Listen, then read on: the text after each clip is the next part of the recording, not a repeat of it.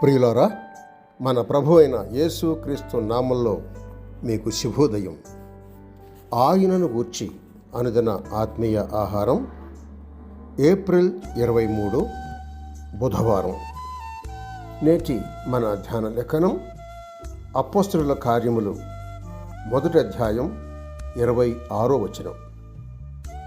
అంతటా వారు వీరిని గూర్చి చీట్లు వేయగా మత్తీయ పేరట చీటి వచ్చెను. కనుక అతడు 11 మంది అపోస్తలులతో కూడా లెక్కింపబడెను. వ్యాఖ్యాన అంశం: విశ్వాసికి నడుపుదల వాక్యమే. వ్యాఖ్యాన అంశం: విశ్వాసికి నడుపుదల వాక్యమే. వ్యాఖ్యానం: ఈ దినాల్లో కూడా చీట్లు వేయవచ్చునా? వీరు చేసింది సరి, కానీ పెంతెకొస్తు అప్పటికి జరిగి ఉండలేదు, మరియు కొత్త నిబంధన వ్రాతకు వచ్చి ఉండలేదు.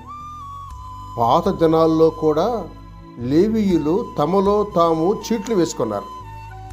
చూడండి, 1 దినవృత్తాంతాల గ్రంథం 25వ అధ్యాయం 8వ వచనం, 26వ అధ్యాయం 13, 14, 16 వచనాలు. ఏ యాజకునికి ఏ క్రమం రావాలో తెలుసుకోవటానికి అలాగు జరిపారు. కానీ ఈ దినాల్లో దేవుని చిత్తం ఎట్లు గ్రహించగలమంటే, 1, వాక్యంలోనూ చేతనైనంత మట్టుకు ప్రతి విశ్వాసి వాక్య పరిశోధన చేయుచు తన పట్ల ఉన్న దేవుని చిత్తం ఏంటో గ్రహించుకోవాలి.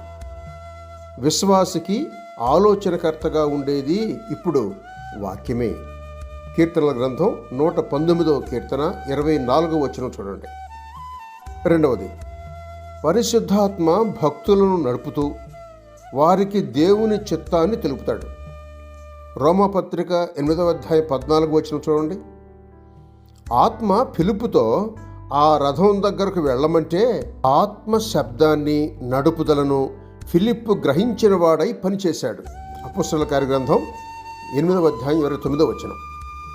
ఇక ఆఖరిగా 3, రక్షింపబడిన తరువాత విశ్వాసి యొక్క మనసు కూడా మార్పు చెందినది గనుక కలిగిన స్వస్థ బుద్ధితో తనకు తానే ఆయా కార్యాల విషయమై తీర్మానించుకొని ముందుకు సాగాలి.